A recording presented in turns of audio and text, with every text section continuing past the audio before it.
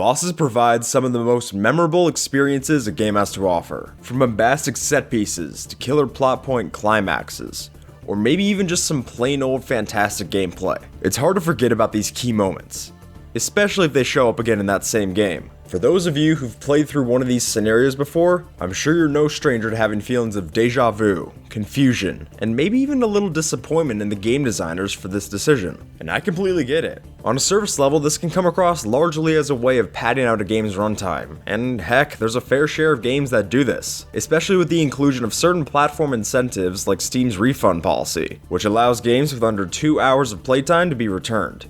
In the past, I've spoken my fair bit against this type of design in games like Super Mario Odyssey's Bowser Arena fights. But what I want to discuss with you all today is the crucial distinction between reusing and recontextualizing, and how game content falling on the right side of this can turn a somewhat frowned upon move into a highly compelling design choice. Hey all you remixers, I'm Skip the Tutorial, and this is Boss Battle Breakdown, a deep dive into the ins and outs of boss design. And hey, if this is your first time here, make sure to whack a smack on that subscribe for weekly insights into your favorite bosses. For our purposes today, I want to take a look at a Nintendo console sweetheart of the 90s, Rareware, and how they handled this topic on both sides of the coin in their run with the Donkey Kong franchise. Kicking off, let's take a look at the original game that started off the Donkey Kong Country series back in 1994. Now, by the time you've reached Gorilla Glacier, you've already built a suitable amount of knowledge and experience with the game and its mechanics. And after trekking through the world's frozen wasteland setting, you're more than ready for your fourth boss fight. Entering into that classic Banana Cave background and snagging good old Diddy Kong as a partner for the brawl, the fight with Really Naughty fades in from black just to play out in an eerily similar fashion to that of Very Naughty before, the game's first boss.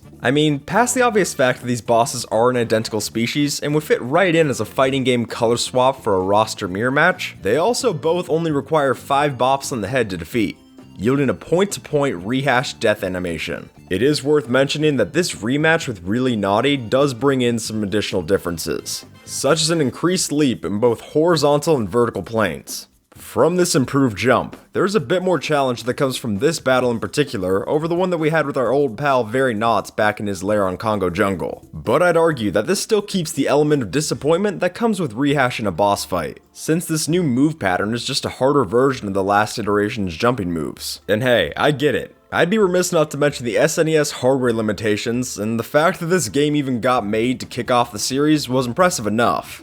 But I'll admit that having bits and pieces such as this feel more like time wasters than satisfying conclusions of frankly stellar platforming gameplay. Alright, so if Donkey Kong Country shows us where not to go when bringing back an old boss, then where can we look to improve upon this concept? Well, for that, we ride on over to a more polygonal era of the 90s, with Donkey Kong 64's release on the Nintendo 64. There's been plenty of discussion about this game's design across the internet, and I think a debate about its merits is best saved for another day. But what really sticks out about this one to me is how it handles the Dogadon fight.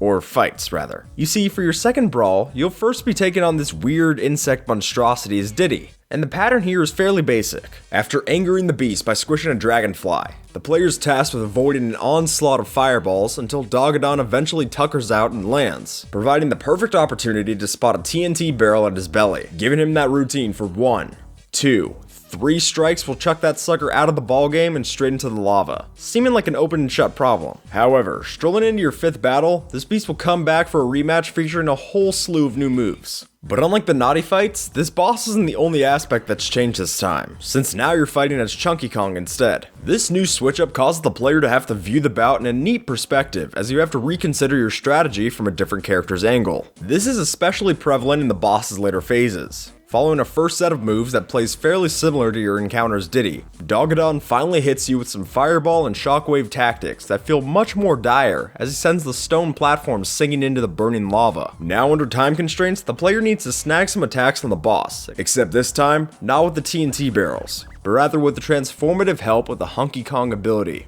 Partnering all of these concepts, the fight effectively takes it a step further than just being a more difficult version of the player's first go at this boss, but rather flips the script in a way where new strategies emerge solely to tackle this fight in a new scope. All in all, I think that the shifted context of time management, as well as player and boss attack patterns, throw on a nice bit of depth to what could have just been another cut and paste repeat. So is this approach always worthwhile?